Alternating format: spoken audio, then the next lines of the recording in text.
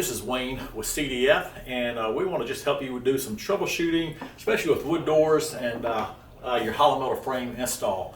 So what we've done is we've got the frame installed. We made sure that it fit well. We made sure that it was square and plumb and true. So we did. We got a level across the head with our smaller 2-foot level. We did both sides, and we know the frame is in great shape. So now that we have the wood door hung, we got the hardware on it as well. What we're going to do is try the door, make sure it's going to fit right. So I ran into a little bit of a problem. One of the problems is the door is on here good.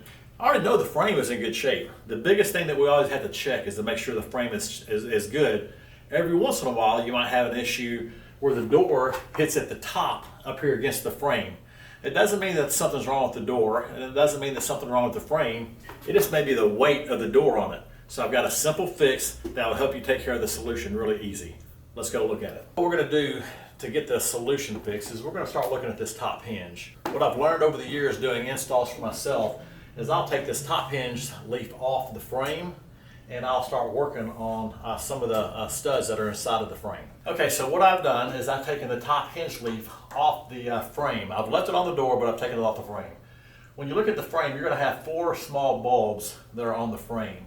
Well, what I want you to do is you want to leave the 2 small bulbs that are closest to the stop of the frame, the center part, and you want to grind the other ones off. So it kind of just makes the hinge flare when you go back out, and it'll pull that door into the right direction. So now that we had the top hinge off, you can see the little bulbs. We got 2 on the inside closest to the stop, and then we got 3 of them that are on the outside. What we're going to go do is we're going to grind these 3 on the outside off, but we're going to leave these 2 there. So we're going to take a grinder, we'll grind these down, and then we'll get ready to put the hinge back on. These 2 on the inside that we leave will basically act like a shim, making the hinge just go a little bit further back when you tighten it back up.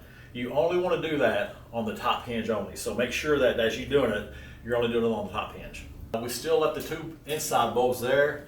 We've ground down the 3 outside, and now it's time to put the hinge back on, tighten it up, and then see how this door adjusts. Now we've got the hinge back on. It's the moment of truth. We're going to check the door to see if it still swings well, but also make sure that we have a good clearance and it doesn't hit the top of this frame.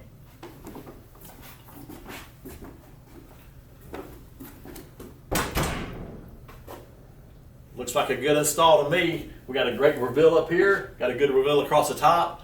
Everything closes just fine. So it's just the weight of the door. Sometimes that makes a big difference. So if you just take care of that top hinge, leave the bottom 2 hinges alone, don't do anything to them, it pulls it about 1/8 of an inch. Is about what you need sometimes.